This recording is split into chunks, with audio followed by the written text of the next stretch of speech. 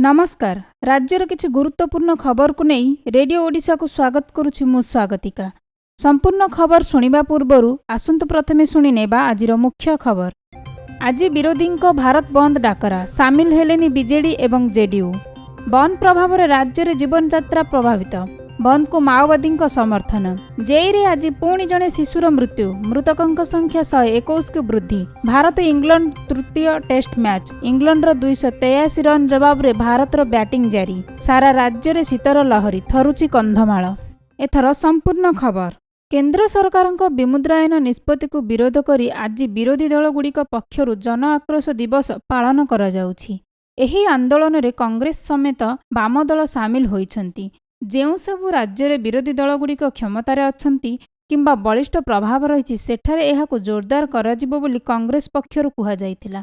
मात्र ओडिशा रे बीजेडी सरकार आंदोलन रे सामिल होई नाही। सेहीपरि जनता दल यूनाइटेड बा जेडीयू धारणा और प्रदर्शन रे सामिल होई नाही। उत्तर प्रदेश रे समाजवादी पार्टी भारत बंद रे सामिल होई नाही। वाम दल नेतृत्व रे एही आंदोलन हेउछि।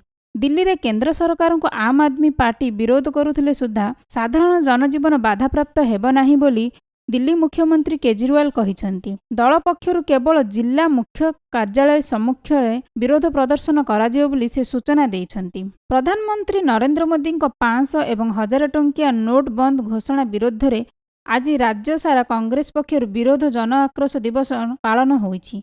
राज्यर सबु जिला सदर महकुमा और ब्लॉक आगे जन आक्रोश सभा शोभायात्रा अनुष्ठित हेब। पुरी रे सीटू पक्षरु विमुद्राकरण विरोध रे रैली करा जायछि। पुरी कटक मालकानगिरी आदि स्थान रे बंद रो प्रभाव देखिबाकू मिलिछि। समस्त स्थान रे बस चलाचल बंद रहिछि। फल रे साधारण लोकंक जीवन यात्रा बाधाप्राप्त होईछि। अन्यपटे भारत बंद आंदोलन को माओवादी माने समर्थन जणाइछन्ति। मालकानगिरी माओ डिविजन पक्षरु एही आंदोलन को समर्थन दिया जाइछि। बंद रो प्रभाव रे राज्य रे आईन श्रृंखला परिस्थिति सृष्टि हेबा आशंका रहिथिबारु गृह सचिव समस्त जिल्लापालंकु सतर्क रहिबाकू चिट्ठी लेखिछन्ति।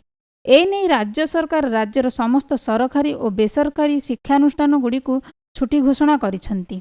मालकानगिरी जिल्ला रे थमिबार ना नेहु नै शिशु मड़क। गोटिए परे गोटिए निरीह शिशुर जीवन नेबार लागिछि जापानी ज्वर।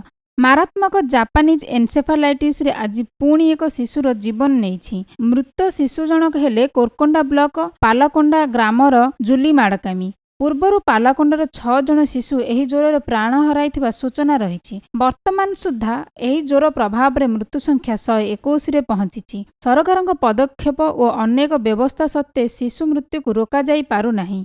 जिल्लार लोकमाने आतंकित अवस्था रे रहुथिबा देखा जाइछि। एथर खेल खबर।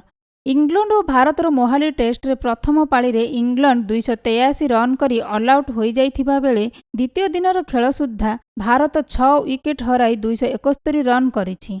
भारतर मध्य क्रम बैटिंग विपर्जय होइथिबा बेले दुई ऑलराउंडर रविंद्र चंद्र अश्विन 57 रन और रविंद्र जाडेजा 31 रन करी अपराजित रहिछन्ति। मात्र 6 रन मध्य 3 तारका चेतेश्वर पुजारा, अजिंक्य रहाणे और करुण नायर आउट होइथिले। तेबे अश्विनी और जाडेजांक लढुआ बैटिंग पाई भारत मैच को सफल प्रत्यावर्तन करिछि।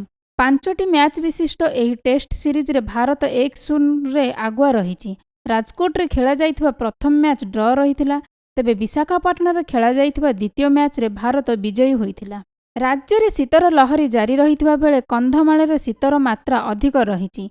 ओडिशार आभ्यंतरीण अंचल रे शीतर मात्रा अधिक अनुभूत हेउथिबा जणा पड़िछि। फुलबाणी रे तापमात्रा 8.4 डिग्री रहिथिबा बेले दारिंगबाड़ी रे तापमात्रा 13 डिग्री रहिथिबा रेकर्ड होइछि। एही भली स्थिति आहुरी 2-3 दिन रहिबो बोली आंचलिक पाणीपाग केन्द्र निर्देशक शरद चंद्र साहू सूचना देइछन्ति। तामिलनाडु उपकूल रे लघुचाप सृष्टि होइथिबारु डिसेंबर 2 रु 4 तारिख मध्य राज्यर उपकूल ओडिशार किछि स्थान रे वर्षा हेबो बोली पाणीपाग विभाग पूर्वानुमान करिछि। एही समय रे तापमात्रा सामान्य वृद्धि हेबो एवं एहा परे पूर्व परि शीत लागि रहिबो बोली जणा पड़िछि। तेबे गतकाली ठारो रातिर तापमात्रा सामान्य वृद्धि पाइथिबा सूचना मिलिछि। राज्यर अनेक स्थान रे पारद 10 डिग्री तळकु खसुथिबार देखिबाकू मिलिछि। ସକାଳ 10ଟା ପର୍ଯ୍ୟନ୍ତ କୁହୁଡ଼ି ଦ୍ୱାରା ରାସ୍ତା ଦେଖାଯାଉନଥିବାରୁ ସାଧାରଣ ଜୀବନଯାତ୍ରା ବାଧାପ୍ରାପ୍ତ ହୋଇଛି। ଖବର ଶେଷ କରିବା ପୂର୍ବରୁ ଆସନ୍ତୁ ପୁଣି ଥରେ ଶୁଣିନେବା ଆଜିର ମୁଖ୍ୟ ଖବର। ଆଜି ବିରୋଧୀଙ୍କ ଭାରତ ବନ୍ଦ ଡାକରା, ସାମିଲ ହେଲେନି ବିଜେଡି ଏବଂ ଜେଡିୟୁ। ବନ୍ଦ ପ୍ରଭାବରେ ରାଜ୍ୟରେ ଜୀବନଯାତ୍ରା ପ୍ରଭାବିତ, ବନ୍ଦକୁ ମାଓବାଦୀଙ୍କ ସମର୍ଥନ। ଜେଇରେ ଆଜି ପୁଣି ଜଣେ ଶିଶୁର ମୃତ୍ୟୁ, ମୃତକଙ୍କ ସଂଖ୍ୟା 121କୁ ବୃଦ୍ଧି। ଭାରତ ଇଂଲଣ୍ଡ ତୃତୀୟ ଟେଷ୍ଟ ମ୍ୟାଚ୍, ଇଂଲଣ୍ଡର 283 ରନ୍ ଜବାବରେ ଭାରତର ବ୍ୟାଟିଂ ଜାରି। ସାରା ରାଜ୍ୟରେ ଶୀତର ଲହରୀ, ଥରୁଛି କନ୍ଧମାଳ। ରେଡିଓ ଓଡ଼ିଶା ଖବରକୁ ଏଇଠି ରଖୁଛି। ଅଧିକ ଖବର ପାଇଁ ଲଗ୍ଇନ୍ କରନ୍ତୁ ଆମର ୱେବସାଇଟ୍ www.radioodisha.com। ନମସ୍କାର।